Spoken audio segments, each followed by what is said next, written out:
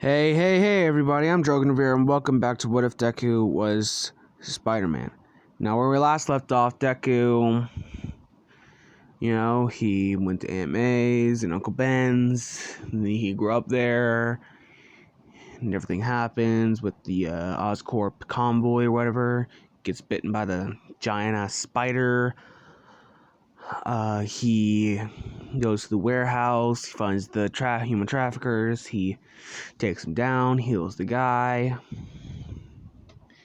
goes back, he comes to the conclusion that he has become a vigilante because if he said he was like a late bloomer or whatnot, then people would be suspicious and do experiments that he didn't want people to do and all that. So Deku now has or tries to become a vigilante.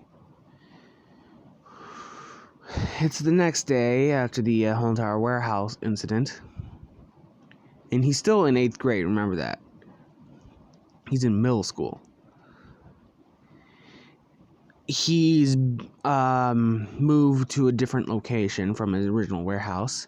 Now he's in a totally different area. He heard from his uncle that his father used to be in the war, and there was this old military base or like a small-time bunker where nobody really goes to. It's like completely abandoned, off the grid. It's like a black site base. So he went there. Security is like a ghost zone. Nobody goes there. It's been abandoned for years. And so he fixes the place up, or at least the best he can. He reprograms everything, and it turns out that this place even has its own satellite. It somehow has its own satellite, and it somehow works. So Deku now has this whole entire facility to himself and a working satellite with all these spare parts, where he uses most of them to rebuild the base, get the security back up, so he'd know like when someone's coming in. And he was also able to find a way to hide the bunker away from the outside world best he can. So the place is self-sustaining. Nobody will be able to really check in. So he has his own little base of operations with his own satellite. Yeah. And that took about 3 months? No, 2 months? Yeah, 2 months. I'd say I'd probably take years, but with Deku, he's really smart. Like, he's big brain. Oh god, I'm an idiot.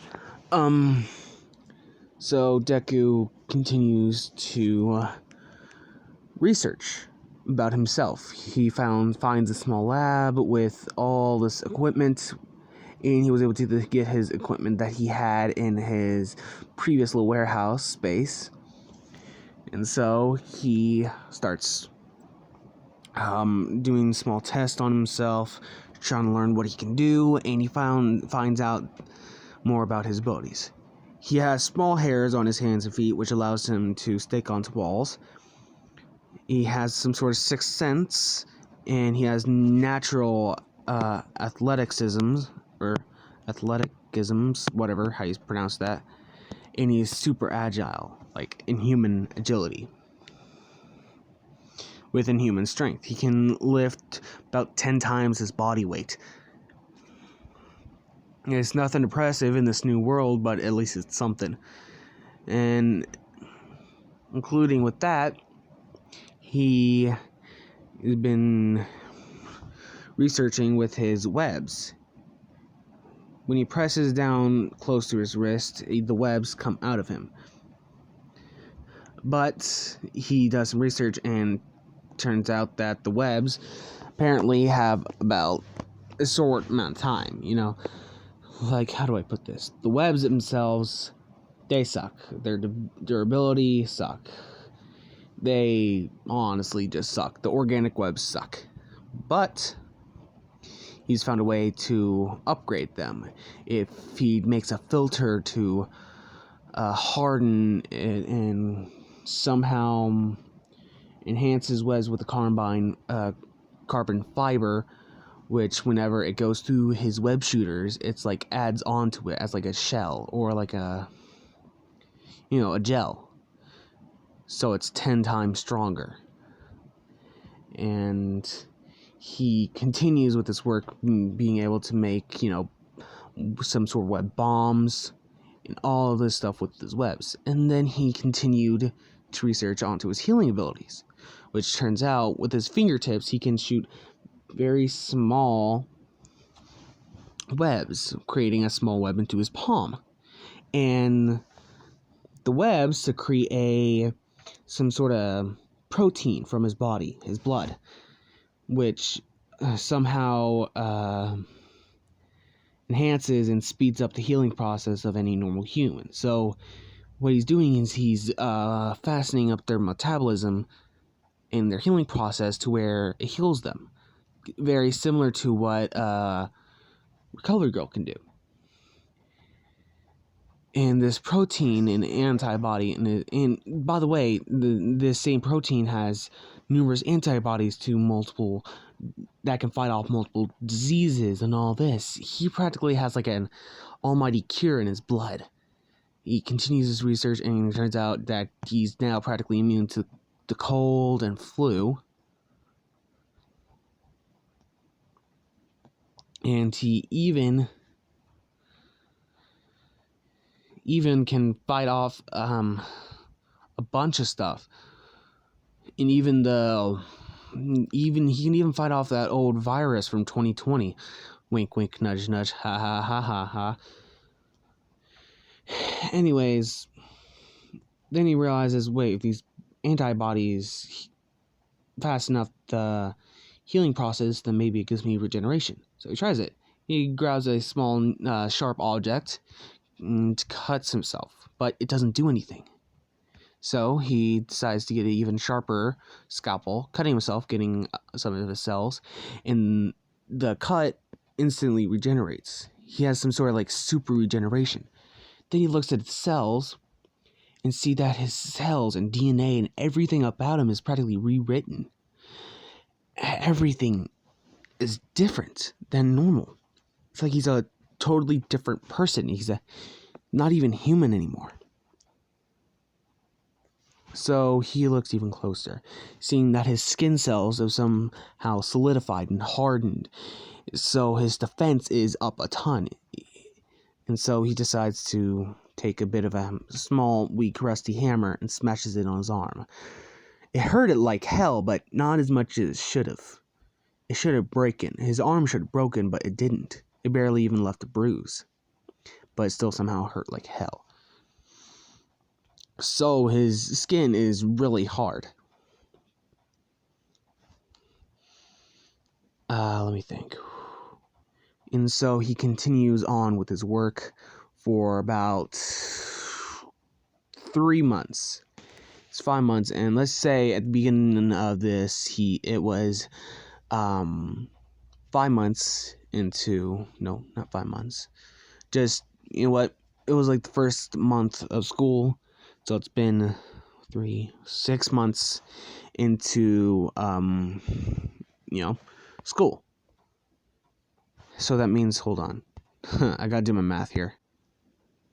So it's been about around 6 months since he's been working on himself in the bunker and training and researching on himself and working on his web shooters and his new suits, from, as much as trying to figure out how to power the optics in his mask, to how to power the web shooters at such a small capacity, to what the suit should be made of so it doesn't rip and tear too easily, and to where it gives him aerodynamics so he can, try and swing through the air, because he got that idea from some heroes, because he's done research on some heroes that used to have spider-based powers, and even villains. He's doing as much research as he can. And he's found some, but no one can compare to Midoriya. And he's done more and more and more research. And he even one day, he's like, it's like halfway through February now, and he's almost done with everything he needs to do. And now he is walking through the street, and he all of a sudden gets pulled out, getting ready to get mugged by a guy in a hood, classic mugger, saying, "Hey kid, give me all your money." As he's like, oh man, you really are in trouble. As he's like giddy to, kind of take this guy down because he has like new powers and stuff, As the guy's like, you're a confident one, kid. So then the guy uses his quirk, which is like a small time, again, acid quirk, which he puts his palm on the wall beside Midoriya and melts it a bit. So then Deku says, okay, that's actually kind of cool. As he then gets nervous, and then suddenly the guy is like, the hell? How'd you go? Deku's confused. Looks down, seeing that he's invisible, clothes and all. Yeah, I'm giving him that ability. Deku gonna be OP. But not too OP. Deku takes this chance to, get the hell out of there. The guy tries to, get him, but can't. The next day, he is, goes home, after the mugging, and falls asleep. He wakes up the next day and hears some people talking downstairs. He thinks it's just Aunt May and Uncle Ben. He comes downstairs to see Aunt May crying next to a policeman. An officer. Cop. He's confused and says, Aunt May, what's going on? Looks around and says, where's Uncle Ben?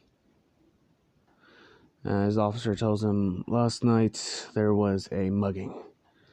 A mugger was trying to catch somebody with an invisibility quirk, apparently, but bumped into your Uncle Ben. He accidentally used his quirk on him, melting his shoulder and somehow proceeding to his heart, stopping it. Deku, his heart drops as he just bursts into tears, thinking that this is his fault. He was goofing around with this guy, playing with him, being totally irresponsible with his powers, and he took it for granted. And he still remembers the last words that Uncle Ben told him, which was, once again, his great speech. Great power comes with great responsibility.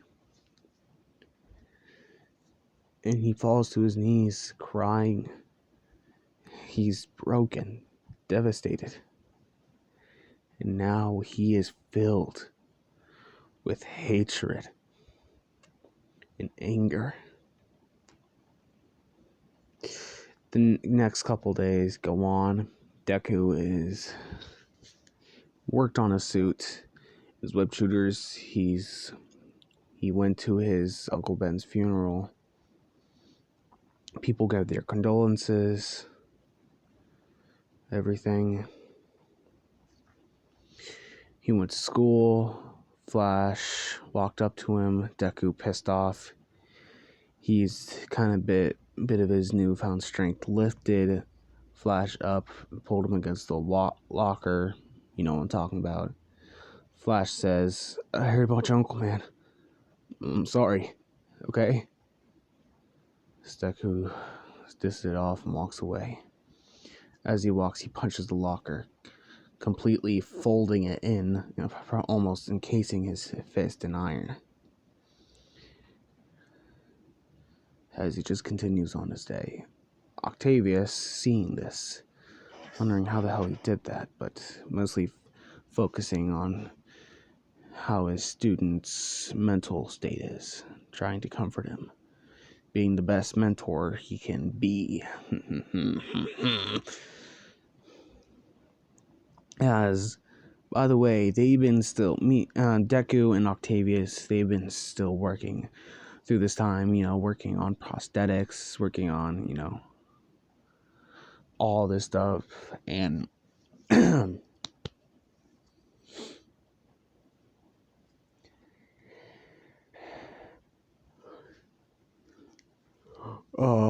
it's almost time for Deku to start his big plan. Which then he realizes that he's still not ready. He still needs to train more. And he only has about 3 or 4 months left of school. It is now the end of February. So he then decides that over the summer, not over the summer, but in his first year of high school, he will start his vigilante work. So he trains, works on his suit, and he has the suit done. So when he finishes the suit, he still trains and trains and trains. He works with Dr. Octavius, with prosthetics, them making a lot of progress, but not enough. That's what Dr. Octavius is thinking. He needs this work done for future purposes. And they're continuing to work and work and work. Deku training and training and training. And his muscles don't get bigger. He's thinking that he's just not getting stronger. But secretly, he is getting a lot stronger.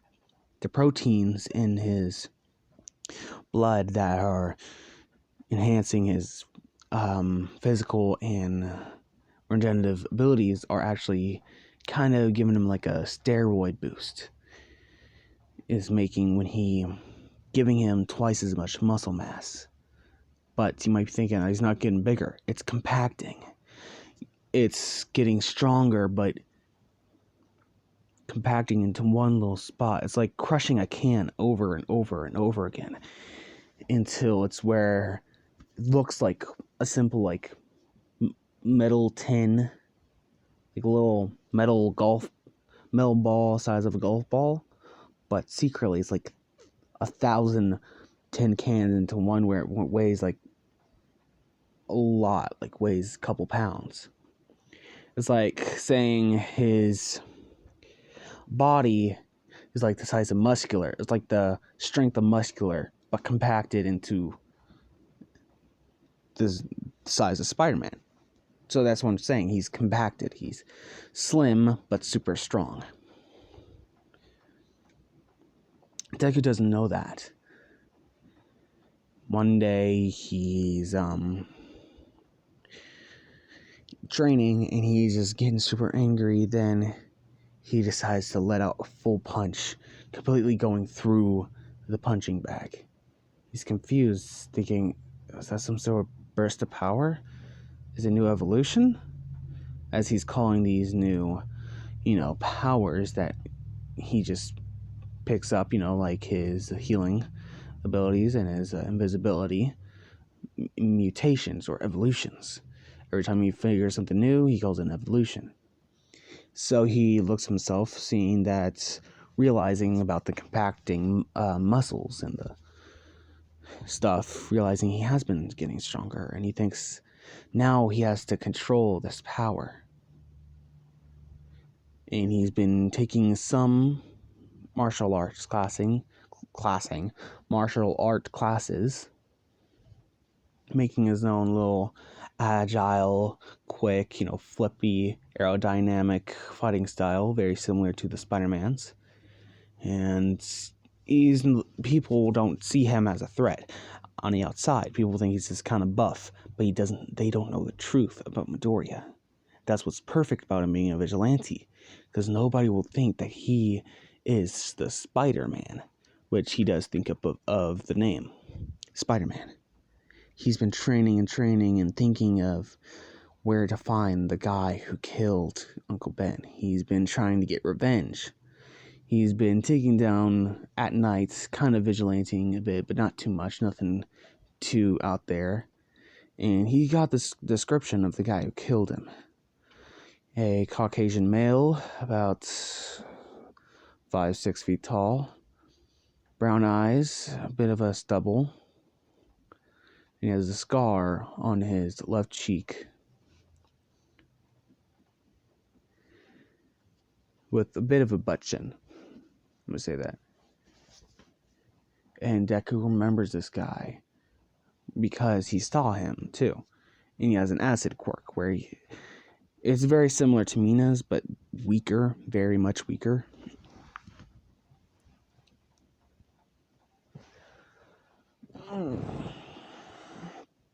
So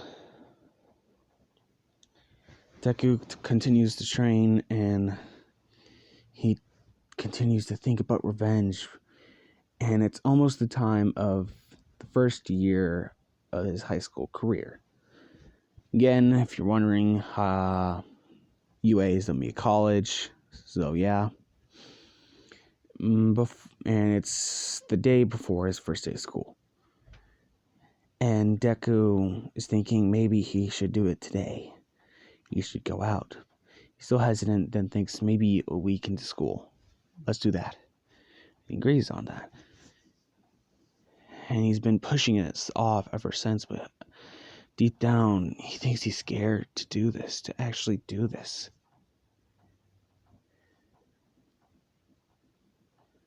As then Aunt May calls him down for dinner. He goes down and they have a talk, and she asks, "You've been trying to find the person who killed your Uncle Ben, aren't you?"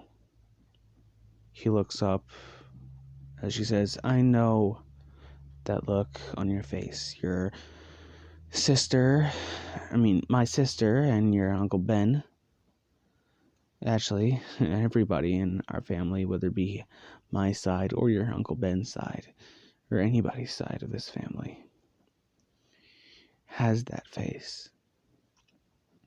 Face of determination and sadness and anger. Look, Izuku, your parents entrusted us with you, and we will do everything you can to protect you. We will do anything for you. Our job is to protect you. My job is to protect you, not the other way around.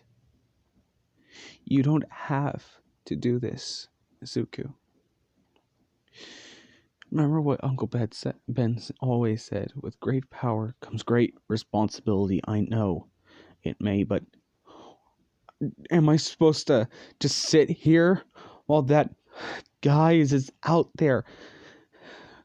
Just, what happens if he kills someone again? What am I supposed to do?" He gets angry and storms off out to his room. Says, "Thanks for the dinner. I'm going to bed." As he goes to bed. But Deku does sit on those words, thinking maybe he's been doing this all wrong. He remembers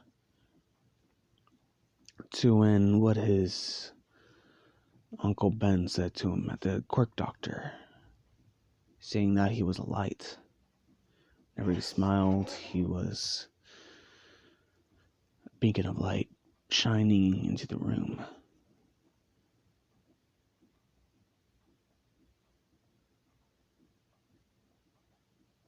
So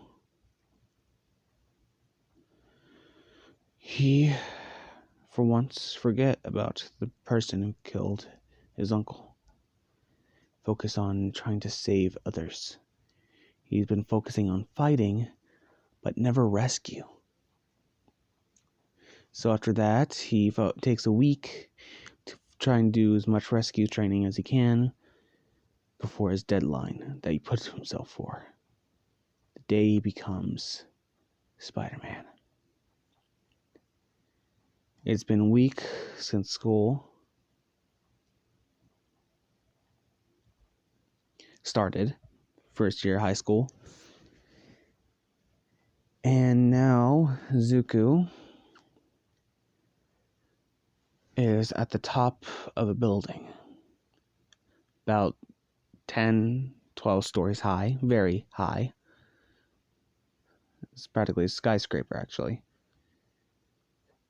And he's at the edge, wearing just a hoodie and shorts over a suit.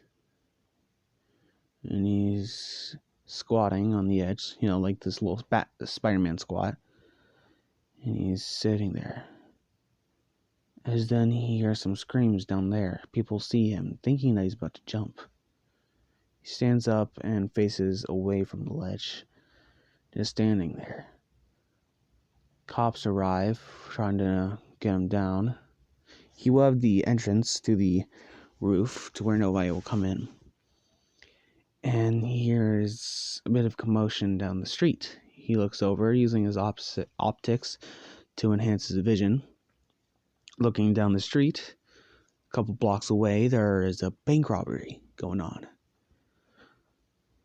And he thinks, perfect time as ever. As then he leans back, falling off the building. He's scared, of course, but this is his time of judgment. If any time to do this is any time as ever. Let's just say that. He needs to do this. He needs to just take a leap of faith. As he's falling, people are screaming. Some pro heroes try and help, but then Deku reaches his arm out to the next building and does the legendary symbol with his hand. A web shoots out of his body, going through the web shooter, enhancing the original webs with his own carbon fiber structure, enhancing it and stabilizing, making it stronger. As it hits the next building, him then swinging, yelling, doing a hell yeah! Getting excited as he swings to the next room. I mean, not the next room, but to the next building. People are like, what the hell just happened? As he's swinging to the next, and the next building, and the next. As he's like, whoa! He's like screaming, being like a teenager. He's being a teenager right now. He is getting real excited and really pumped. Adrenaline is pumping through his body. As then he sees down below the bank robbers. They're surrounded by the police. All the bank robbers are outside trying to get into a truck across the street. As there are a total of 7 guys. 6 lackeys and 1 main guy. The main guy is actually kind of a known criminal. He's known as the Chameleon. If you guys know where I'm going with this, if you guys know who I'm talking about, then you guys, I love you. He sees the Chameleon. The man has, his quirk is pretty self-explanatory. He can blend in with the environment, and he has, weird-looking eyes and a bit of a reptile-like skin, and he can grab onto many surfaces. But not all of them, Then Izuku reaches into the pockets of the coat and throws down a bunch of smoke bombs, creating a giant cloud of smoke. Guys are like, the hell is that? As then Deku rushes in, tossing his jacket right at the Chameleon, right into his face, blinding him. So then he goes in for a punch, socking him right into the gut, then taking the coat, wrapping it around his head, then bringing it down, forcing it into the ground, instantly knocking the Chameleon out. So then he flips, taking the shorts off as he throws it to another guy with a shotgun. He uses webs to yank out the shotgun out of his hand and then throws it to another guy in his head, knocking him out. As he rushes into the guy he threw the shorts at, punching him in the face, then flipping kicking him in the face, again knocking him out. Now there's 4 guys left. They are all confused, like, what the hell's going on? As some of them shoot into wherever. There's a crowd, by the way.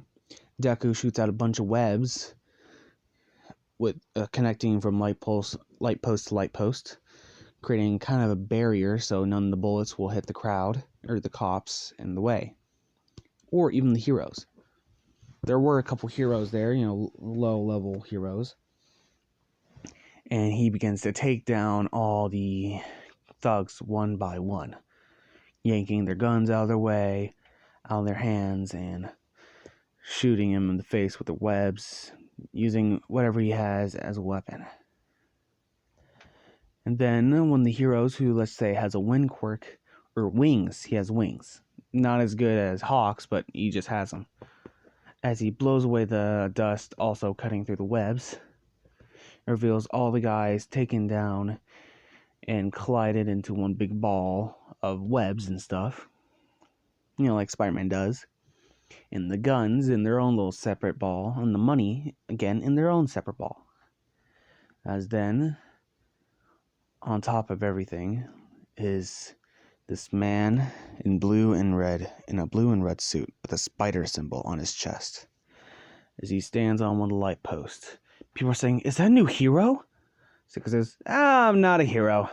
I'm just your friendly neighborhood Spider-Man. As then the heroes say, use your quirk illegally. We need to take you in. Sika says, oh, actually, that wasn't a quirk. As they're confused, it says, gotta go! As he swings away, the person with the wings trying to catch him flying. Then Deku actually uses webs to, web his wings to his body, being able to lose the hero with the wings. And as Deku gets away, and the rest of the day he takes down, or the rest of the night, he takes down low-level thugs, and there was even a runaway car. He was able to stop it. And all that goes down. And people heard of the Spider-Man really fast. On the news, people are saying, is he a good guy or bad guy? Vigilantes are known through the My Hero Academia universe. Half of them are good, half of them bad, But almost, a lot of, let's say 50, it's like a 50-50 thing. Half people don't really like them, the other half do. It depends on the, the circumstances. Like, if they kill people, then, oh, yeah, that might be an iffy. For some people. But if it's like a knockout, like if he's doing a hero's job, then, people might be supportive. Thinking that since he's a vigilante, he doesn't have to do the things that normal heroes have to do. And he's not doing it, people thinking he's not doing it for the money or the fame. He's just doing it to help the people. Most heroes say that, but it's obvious that they don't. It's kind of like Stain's thing. Heroes these days aren't really heroes. They're just people who are wanting money and fame and power. Deku isn't like that. So, it is now a couple months, and Deku has been going through all this. He's been helping out Dr. Octavius at the same time, and one day, it's a big day for his project. And I remember saying, Dr. Octavius was a middle school professor, and he is, but he, at the same time, he is also working at a prosthetics place, his own little, it's like the thing with the game, he has his own little prosthetics work. And Deku's a bit of an intern. I know it's like, oh, he's too young for that. Well, it's an AU, it's a fictional thing. Shut up. So, what time is it? Oh, I can continue on. Alright. And so, it's a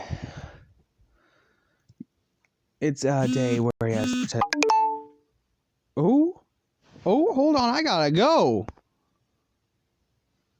Oh, crap. Come on, pause. Why isn't it pausing? Oh, hold on. Pause. I'm back. I am sorry I had to talk with a friend. So, what was I gonna talk about? Right, crap. Oh, hold on. I gotta go back. So, where we last left off, Deku and Dr. Octavius was talking about a new project, and they were going to do stuff with prosthetics. Now, some people from a board, I'm not gonna know who, but they were coming in, and they were, Deku and Dr. Octavius were working on a neuroface. The neuroface was supposed to be injected to some, or attached to somebody, to the brain or spinal cord, whichever, the spinal cord, which the spinal cord then is linked to the prosthetic, where is how your nerves and everything is connected to the prosthetic, so you can move it and everything, control it like in any normal hand. And Dr. Oswald has put Zed Neuroface into him, a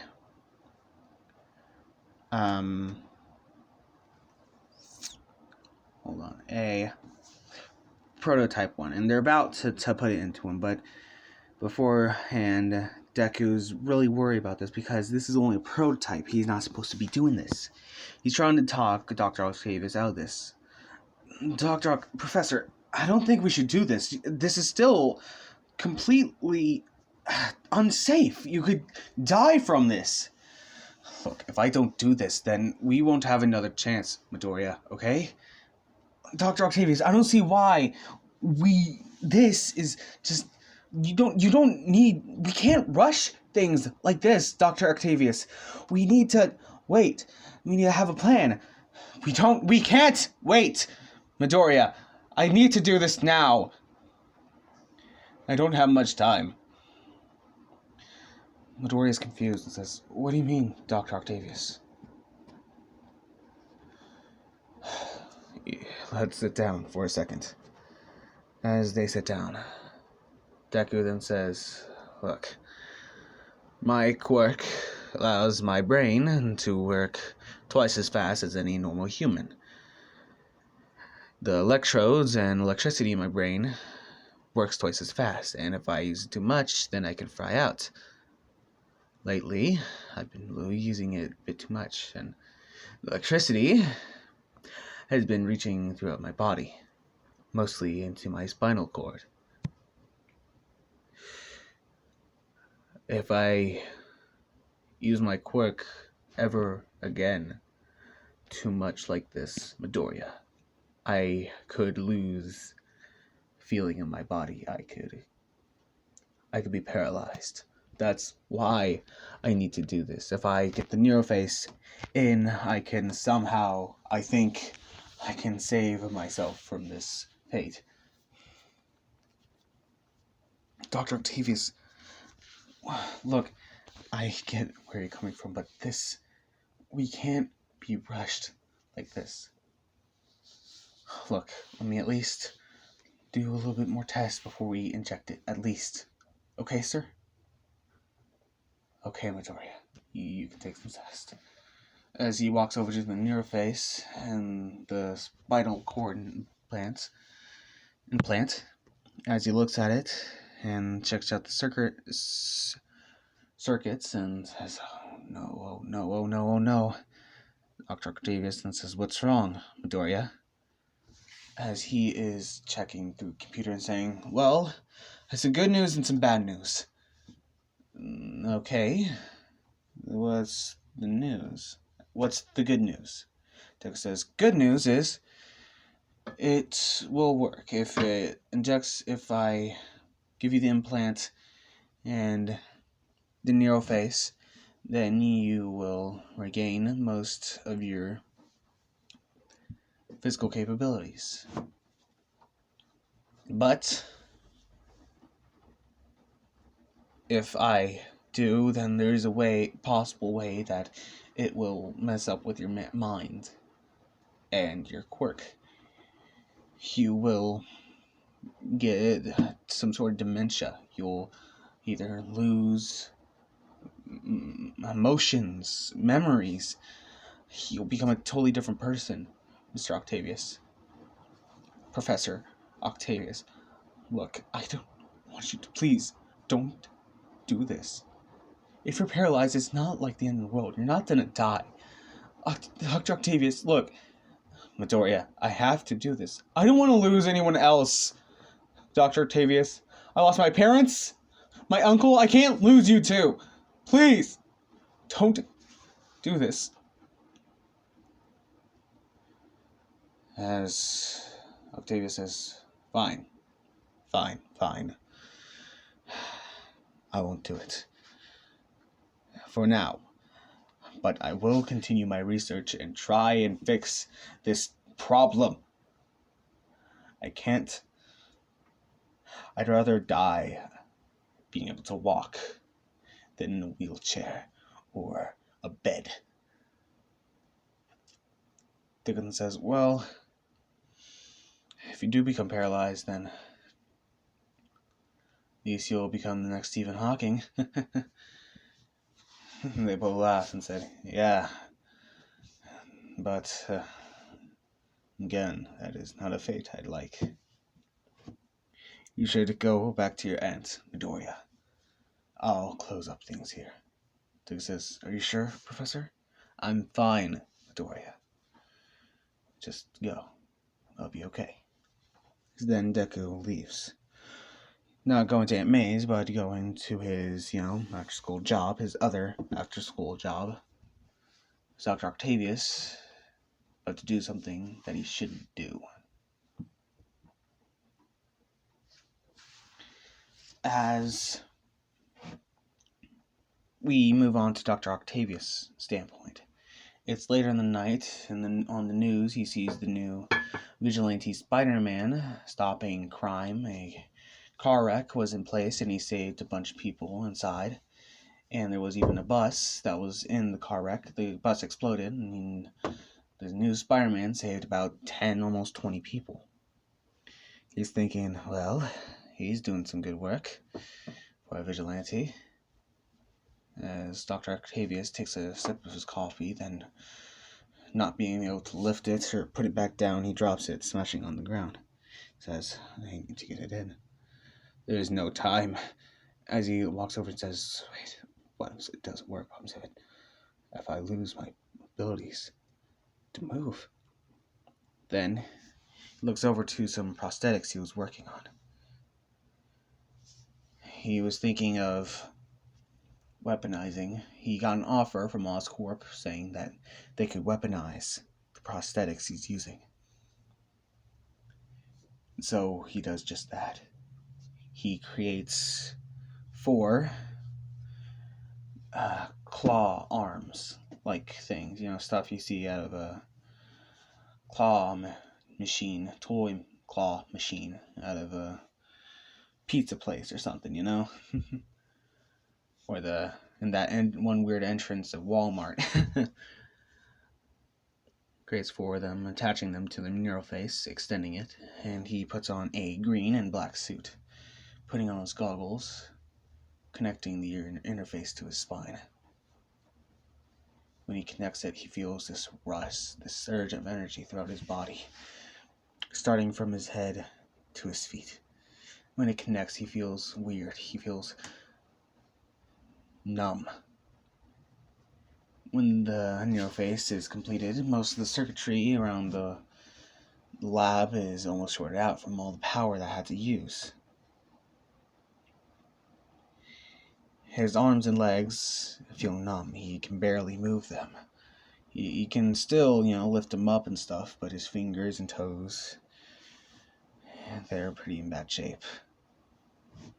But the claws, he looks at his arms, sees this in the mirror. He walks on 2 and uses the others to do stunts that no other human can do. 10 times faster than any human could regularly do. Thanks. I can do so much with this. These arms are supposed to be made of a special alloy. Not even All Might can break these. As then he looks out to the city, thinking, this place, as if it's done for me. What has this pitiful city done for me? As he remembers his late wife dying to a villain attack. He says, I barely even have anything. My own student is pitying me as his mind goes to a sort of insanity. The neuroface is missing with his mind. He says, I'll get my revenge on this damned city.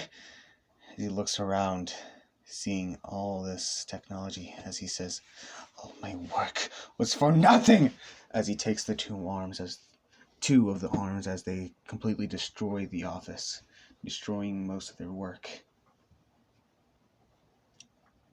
Then he jumps through the window, going out into the city.